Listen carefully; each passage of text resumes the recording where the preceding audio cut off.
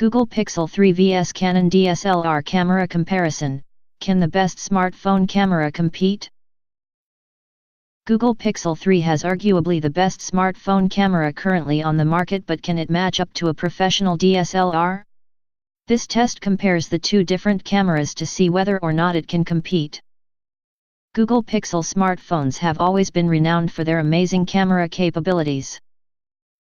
While the phones may lack in certain areas, such as the design, see the garish Pixel 3 XL notch, it is hard to dispute their shooting prowess. Google Pixel differs to a lot of other smartphone makers and opts for just a single lens system, while other flagships such as the Huawei Mate 20 Pro has a triple lens system and the latest Huawei P30 Pro, with its 50x zoom and rivaling low-light performance. The phones comes with just a single 12.2 megapixel sensor on its rear, with the American tech giant focusing on how it can utilize software to enhance the phone's photography in multiple different scenarios. At the Pixel 3 launch, Google focused on how impressive the camera was in low light, with the debut of an arguably flagship feature called Night Sight. This mode dramatically improves the lighting of an image to offer incredible imagery in scenarios that weren't previously possible. Google product manager Liza Ma said the feature could even see the flash become redundant over time. She said, "Life's best moments aren't always perfectly lit, a party, a campfire with your friends, one last shot before the bar closes. Night sight works so well you will never use your flash again." In extreme low light we turn to machine learning to choose the right colors, based on the content of the image. Night sight makes Pixel the best low-light smartphone camera. These are pretty huge claims, but do they ring true in real-world conditions? Express.co.uk recently put the Pixel up against the new Mate 20 Pro, which also comes with a night mode and an impressive 40-megapixel main, a 20-megapixel wide and an 8-megapixel telephoto sensor. While the Huawei held its own against the Pixel and produced some stunning pictures, it was simply outclassed by the Google flagship in other areas, as the American tech giant's images tended to have more detail, clarity, and true-to-life colors. The Google flagship has arguably met its match with the Huawei P30 Pro in its ludicrously impressive zoom and low-light performance, and the two phones are the best you can buy on the market. Read, Google Pixel 3 vs Huawei P30 Pro camera test. Now the Pixel 3 faces its greatest test to date, going up against a Canon 80D DSLR with a Sigma 18-35mm f/1.8 art series lens to see just how good it really is. Portrait.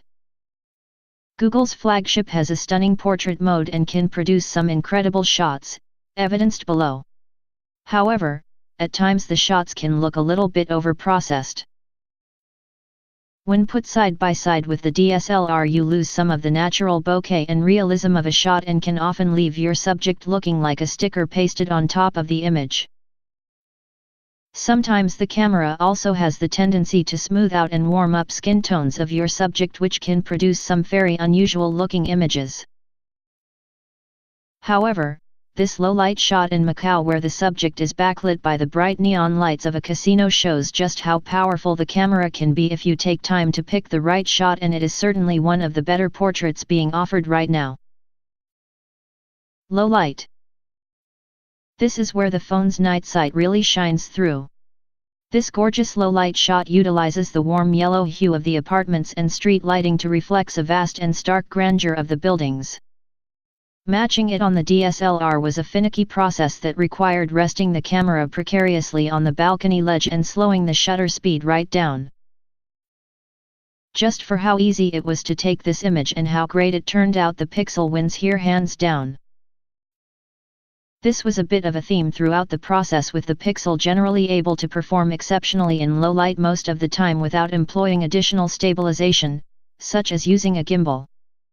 The Canon could hold its own too, but it often required a little more effort and careful settings choice to achieve the right image.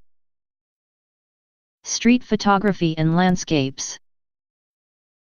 Macau is a neon paradise, a complete visual assault. It was a great place to pit the two cameras up against each other. Both handled the complex scenes really well.